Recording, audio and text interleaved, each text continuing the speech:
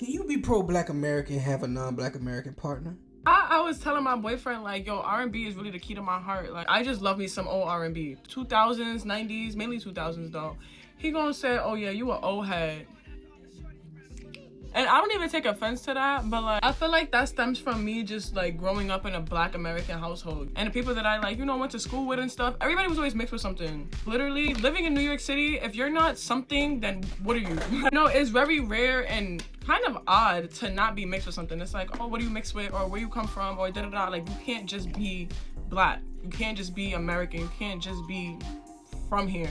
Like, everybody's just from somewhere. And I just feel like R&B is just like Black culture. I don't really feel like that makes me an old head. That just means that's my culture. Like, everything Black American, that's my culture. So the whole like, oh, Americans don't have culture, let's get into this. Soul food? Yeah, Black culture. Okay, this is no shot at this young lady. This is no shade her and what she got going on. But when I heard her say, she listens to 90s and 2000s R&B, her boyfriend called her an old head, it made me think, does she have a Black American boyfriend? Then I got a little nosy because the video was interesting. Come to find out, no, the guy that she dating is Haitian, right? And this brought me back to this question that I had asked before. Can you be pro-Black American and have a non-Black American partner? Now, this is my opinion. This is no shade to this lady. I'm letting you know that not. I hope much success to her relationship. But in my opinion, no. You cannot be pro-Black American and have a non-Black American partner because it's hypocritical. And it's just like when a pro-Black person tries to date white or date non-Black people, right? It's a contradiction of itself. It's an oxymoron, right?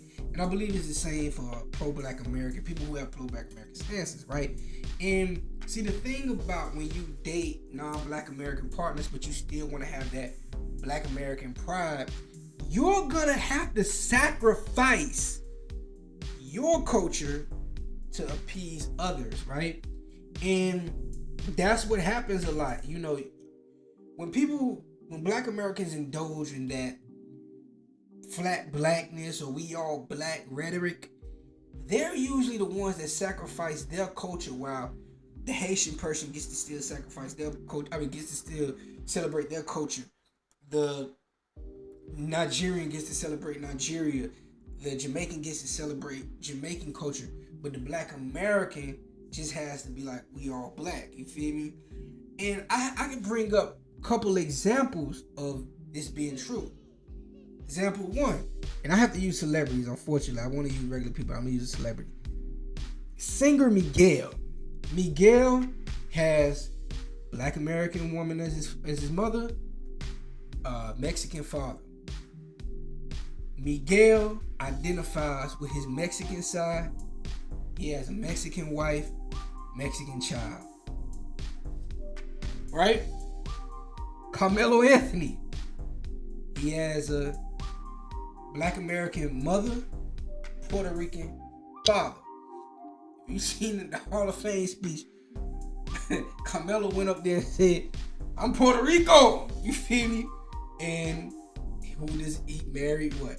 Puerto Rican woman, Puerto Rican children. He identifies as Puerto Rican. The list can go on. I could go even more.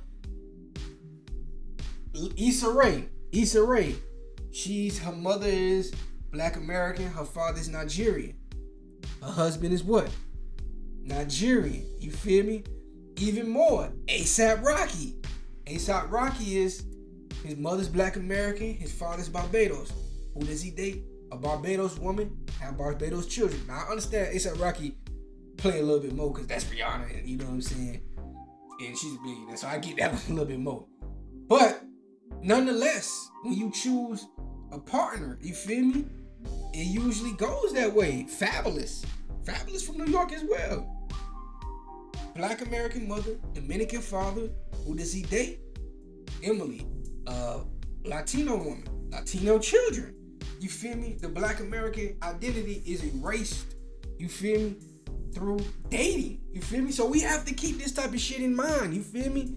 I mean, it is what it is. You know what I'm saying? So I think when you want to preserve, you want to embrace your culture, your heritage, the best way to do that is by aligning yourself or dating your partner to be that way. I think it is. You feel me? I think, because if you have kids, especially for women, you feel me?